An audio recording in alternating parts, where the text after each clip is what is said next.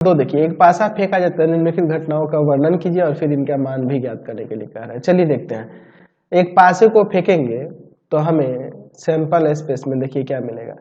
1 2 3 4 5 6। चलिए पहला नंबर में देखिए ए क्या कर रहा है, संख्या 7 से कम प्राप्त होती है, संख्या 7 से कम, तो 7 से कम में सभी आ जाएंगे, यानी कि 1 2 3 4 5 6 सब आ जाएगा। 2 नंबर में कह रहा है कि संख्या 7 से बड़ी हो, तो इसमें कोई भी नहीं है, 5।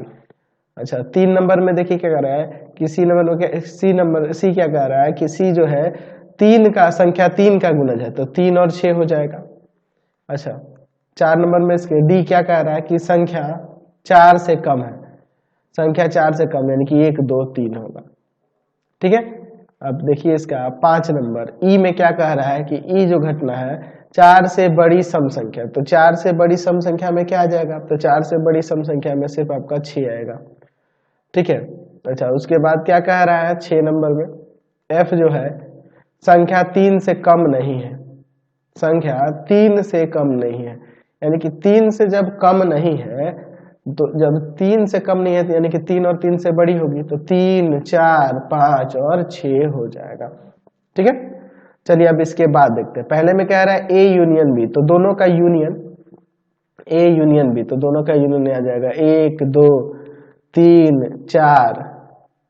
5 6, यही ना आ जाएगा। फिर उसके बाद क्या कर रहा है ए इंटरसेक्शन बी, तो दोनों में एक कुछ भी उभयनिष्ठ नहीं है, कॉमन एक भी दिख रहा है, नहीं ना दिख रहा है। ठीक है, तो यहाँ पर यह आपका 5 हो जाएगा, 5 हो जाएगा, बात को समझे ना। चलिए अब फिर उसके बाद देखते हैं हम लोग यहाँ पर B union C, B union C, तो बी यूनियन सी, तो बी ये रहा सी ये रहा, तो दोनों का यूनियन यहाँ पे निकालेंगे तो यहाँ पर हमें मिल जाएगा 3 6। ठीक है, बी यूनियन सी के बाद यहाँ पर है E intersection F, E intersection F, E और एफ का इंटरसेक्शन, तो ई ये रहा एफ ये रहा, दोनों का इंटरसेक्शन, दोनों में सिर्फ 6 मिलेगा। फिर उसके बाद है डी इंटरसेक्शन ई, डी और इंटरसेक्शन ई, तो डी ये रहा और ई ये रहा, दोनों का इंटरसेक्शन, तो कुछ भी कॉमन नहीं है, यहाँ 5 हो जाएगा। ए माइनस सी, ए माइनस सी, तो इसमें से 3 6 हटा दो, ए में जो बचे हुए एलिमेंट होंगे 1 1 2 4 5। ठीक है, 2 और 6 3 और 6 हटा दिए। फिर उसके बाद है यहाँ पर डी माइनस ई, डी माइनस ई, डी माइनस ई, डी और ई को देखिए, डी ये रहा ई ये रहा, इसमें से माइनस 6 तो इसमें है नहीं, तो बच गया जो डी में एलिमेंट वही सब 1 2 3। फिर उसके बाद क्या है, फिर उसके बाद है ई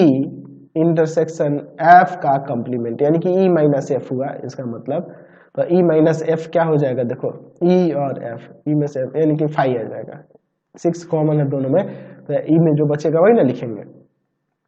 चलिए एफ का कंप्लीमेंट, एफ का पूरक,